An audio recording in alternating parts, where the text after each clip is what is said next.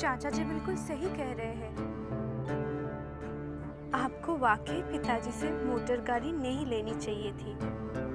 चाचा जी, मैं उनके तरफ से आपसे माफ़ी मांगती हूँ। मैं आज ही पिताजी को बोलकर गाड़ी भिजवा दूंगी। आपकी इज्जत ही अब मेरी इज्जत है।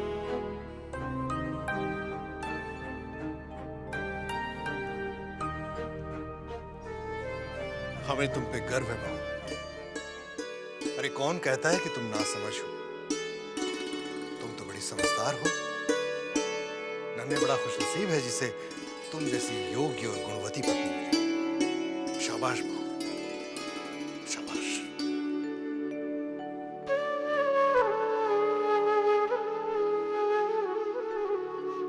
मैंने वही किया जो मुझे करना चाहिए, और आपको भी वही करना चाहिए जिससे आपके अपनों को दुख न पहुंचे। लीजिए चाय। धन्यवाद। अनु बाबू, आपने जैसा कहा मैंने बिल्कुल वैसा ही किया और जा करके दामाद जी को मोटर गाड़ी दे दी। हाँ बुलदत जी, सोचिए सोचिए, आपने जो काम किया उससे क्या होगा। मैं बताता हूं। आपने जो काम किया है उससे ना सिर्फ बड़े महल के लोगों को नीचा दिखाया है, बल्कि उनकी नाक हमेशा के लिए नीचे कर दी है। अब बड़े महल के लोग जब भी उस गाड़ी को देखेंगे, उन्हें अपनी हार का एहसास होगा।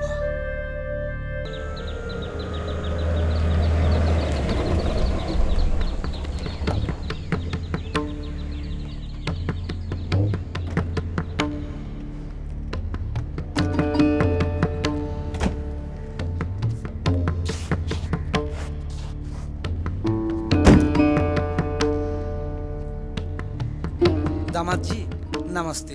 अंदर खबर करो तो हम आए।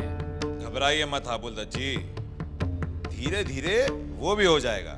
साहब दामाद जी आए हैं। दामाद जी? अरे बेवकूफ, उन्हें अंदर लेकर आना चाहिए था ना। घर के दामाद हैं वो। जा भाग कर जा, लेकर आओ उन्हें, जा। ये नन्हे यहाँ क्यों आया है?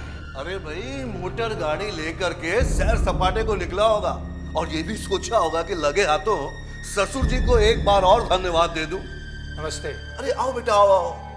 सीधे चले आना चाहिए था, दामाद हो घर के। हैं? अच्छा एक बात बताओ, गाड़ी पसंद आई कि नहीं? जी, गाड़ी तो बहुत अच्छी है, मगर मगर क्या बेटा? मैं गाड़ी वापस करने आया हूँ।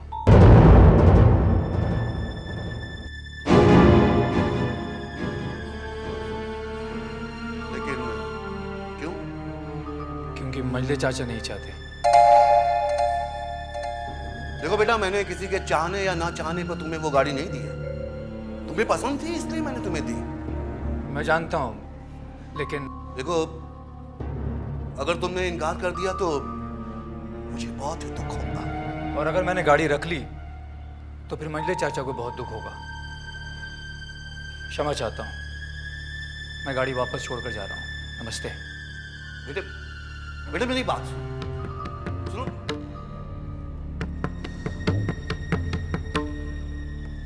भले ही मेरा ये वार खाली चला गया हो, मगर अगला वार खाली नहीं जाने दूंगा। ये तू क्या कह रही है? मैं सच कह रही हूँ बड़ी माँ, नन्हे बाबू मोटर गाड़ी वापस कराए हैं। जरूर मजले ने कुछ बुरा भला कहा होगा। अरे मेरे नन्हे को मोटर गाड़ी दिला देता तो ये नौबत ही नहीं आती। नहीं नहीं बड़ी माँ, नन्हे बाबू ने मजले बाबू के कहने पर मोटर गाड़ी वापस नहीं की। तो फिर किसके कहने पर की है? अपने बहू के कहने पर। क्या?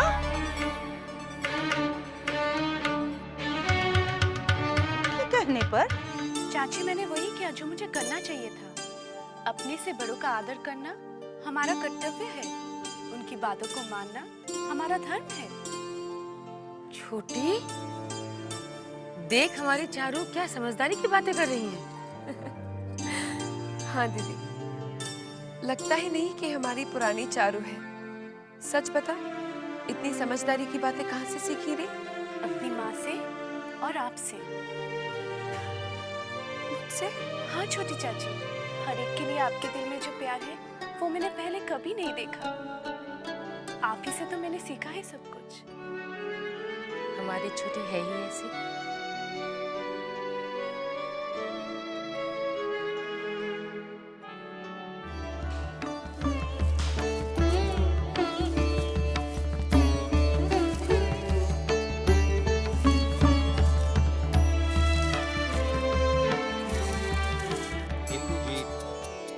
मैं तो ये चाहता हूँ कि जल्दी से जल्दी जबा के हाथ पीले कर दूं और अपनी सबसे बड़ी जिम्मेदारी से मुक्ति पाऊं। भाई साहब, मेरा बस चलता तो जवा को कल ही दुल्हन बना कर ले जाए, मगर हमें तो पंडितों के हिसाब से चलना पड़ता है। लेकिन आपने बताया नहीं कि पंडित जी ने कौन सी शुभ तारीख का मुहूर्त निकाला है। हाँ, अगले महीने की 20 से 25 तारीख उन्होंने शुभ बताई है, और उसके बाद अगले 6 महीने तक कोई शुभ मुहूर्त नहीं। फिर तो हमें 20 तारीख ही पक्की कर देनी है। मेरी और शुभमित्रों की भी यही इच्छा थी। अगले हफ्ते दुर्गा पूजा है, उसके होते ही हम शादी की तैयारियां शुरू कर देते हैं। ठीक है।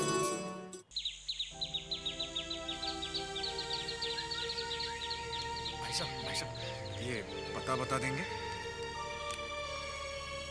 ये सीधा जाकर दाएं मुड़ जाइए, वहीं पर उनका घर। शुक्रिया।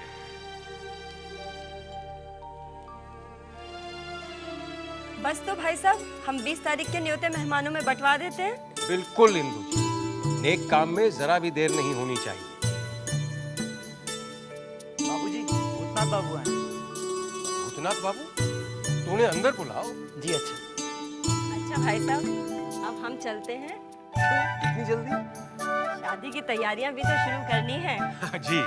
माँ जी, आप जा रही हैं? मैं तो आपके लिए नाश्ता बना रही थी। घबरा नहीं बेटी, बहुत जल्दी तेरे ही हाथ का बना नाश्ता खाऊं। अच्छा, चलती हूँ भाई।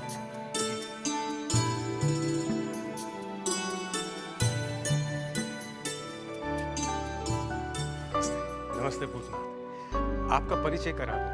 ये है भूतनाथ, और भूतनाथ ये है सुपवित्र की माँ जी। बहुत कुछ तुम्हारे बारे में सुना है मैंने। अच्छा भाई साहब, मैं चलती हूँ। आओ भूतनाथ, आओ। कैसी तबीयत है आपकी? तबीयत पहले से बेहतर है। पता ढूंढने में काफी दिन लग गए। ओहो, शिकायत बाद में करना, थोड़ी देर इन्हें आराम तो कर लेने दे।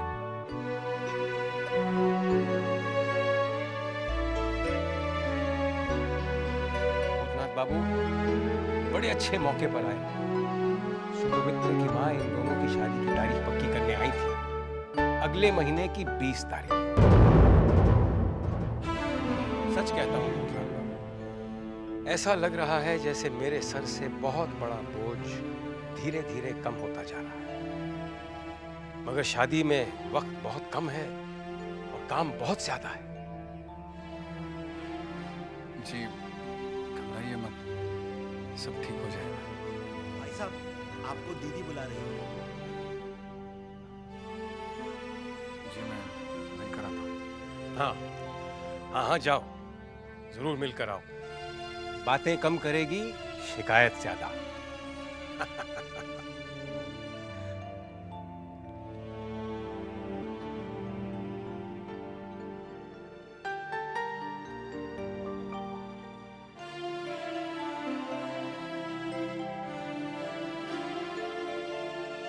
पिताजी से ही मिलने आई थी।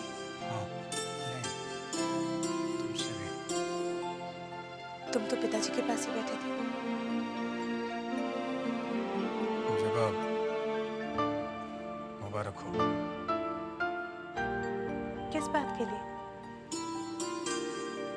सुवेने बाबू बता रहे थे कि अगले महीने की 20 तारीख को तुम्हारी शादी निश्चित हो गई है।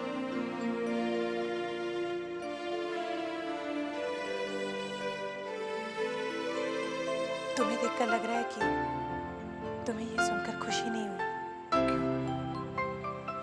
खुश क्यों नहीं होऊंगा? तुम्हारा घर बस जाए, तुम खुश रहो, बस मुझे और क्या चाहिए? जो चाहिए उसका जिक्र तो तुम कभी करोगे नहीं। सच कहूं, मैं तुम्हें कभी समझ ही नहीं पाई।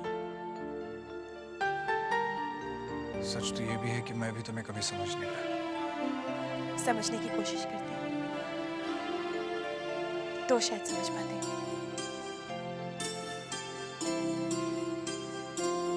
ब्याह की तारीख तो तुम्हें पता ही है।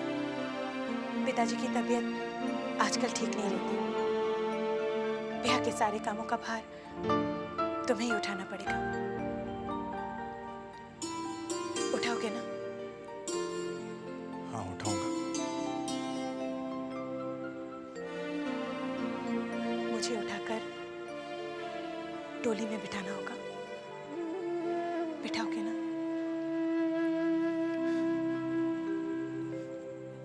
कहार बनकर कुछ देर ले जाना होगा। ले जाओगे ना? ले जाऊंगा।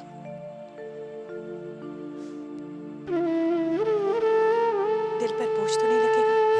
नहीं, नहीं। क्यों लगेगा? दिल पर बोझ बर्दाश्त कर सकती हूँ, लेकिन दिल की बात कहकर उसे हल्का नहीं कर सकते।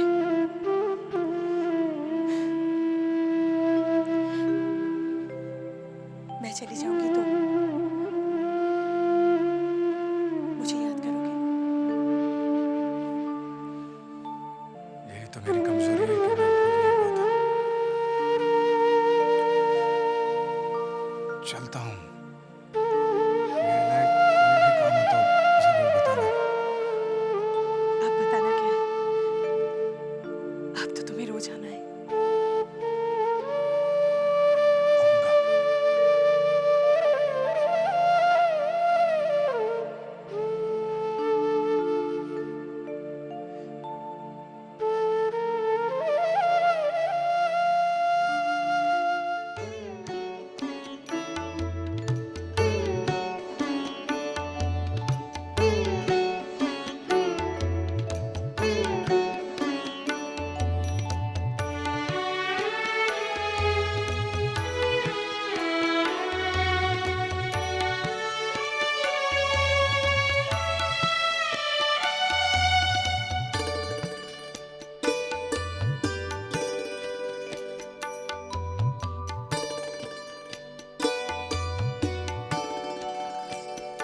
अरे बाबू, इस साल हमारी हवेली में दुर्गा पूजा की धूम हर साल से कुछ ज्यादा ही होनी चाहिए। पूरे कलकत्ते शहर में दुर्गा पूजा की धूम ऐसी नहीं होती जो इस हवेली में होती है। मगर इस साल और भी ज्यादा होनी चाहिए, ताकि उस फटीचर हाबुल दत्त के बच्चे को पता तो चले कि जमींदारों के यहाँ, और वो भी चौधरी खानदान में, दुर्गा पूजा की धूम कैसी होती है।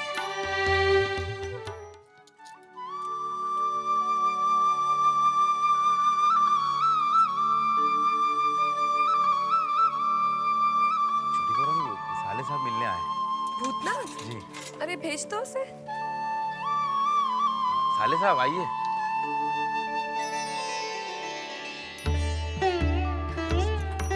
खड़ा क्यों है? बैठ ना। आपके पास एक काम से आया था। बता, क्या काम? मेरे पास कोई बक्सा तो है नहीं, इसे आप अपने पास रख लीजिए ना।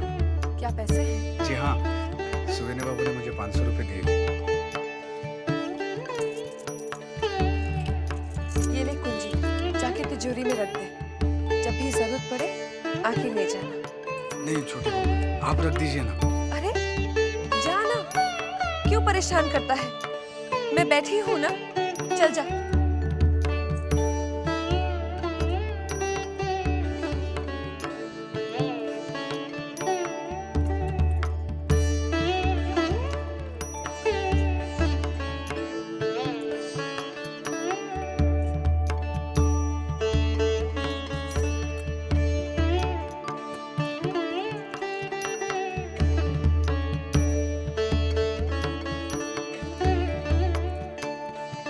ले लीजिए।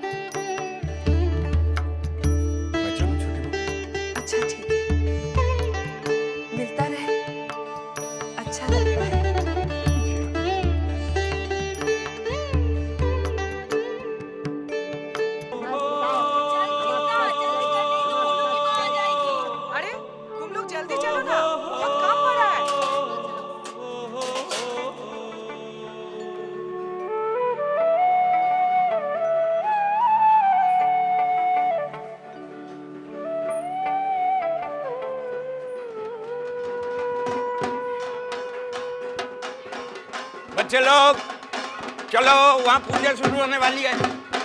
चलो दादा, आप लोग यहाँ बैठे हो, वहाँ चलिए, वहाँ जहाँ पूजा है वहाँ बजाइए। चलो चलो यहाँ से, चलो चलो, जल्दी चलिए, जल्दी जल्दी। चलो चलो।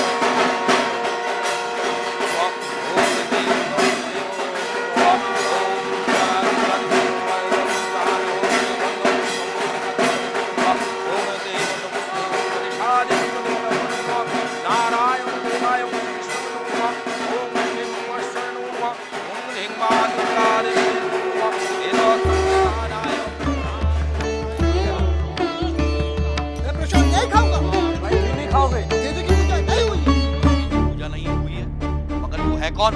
मैं हूँ हाबू। हाबू? हाबू कौन? कहाँ रहता है? जरा हुलिया तो देखो, लगता है कोई पागल है, अछूत भी हो सकता है। अरे भाई कोई है? बुलाओ किसी को। अरे भगाओ इसको, भगाओ यार, निकल। रुक जा, जब तक पूजा नहीं हो जाती मैं नहीं जाऊंगा। अरे मसले बाबू आ गए। क्या तमाशा लगा रखा है? सरकार, तमाशा ये पागल कर रहा है। कहता है देवी की पूजा नहीं हुई, प्रसाद नहीं। कौन है? खुद को हाबू कहता है। अरे नहीं कहता। देवी की प्राण प्रतिष्ठा। रोहित, ये लड़का क्या कह रहा है? हुजूर, इस पागल की बातों पर मत जाइए। मैं सही कह रहा हूँ, देवी की प्राण प्रतिष्ठा हुई नहीं। क्यों रे? तूने कैसे जाना कि प्रतिमा की प्राण प्रतिष्ठा नहीं हुई? देवी ने भोग ग्रहण किया ही नहीं। मछली मालकिन, पूजा नहीं हुई। क्या कह रही है तू? मैं नहीं, एक बच्चा कह रहा है कि दुर्गा माँ ने भोग ग्रहण ही नहीं किया। अच्छा, ये तो बहुत ही आश्चर्य वाली बात है। जी हाँ छोटी बहू रानी, वहाँ पर बहुत सारे लोग इकट्ठा हो गए हैं।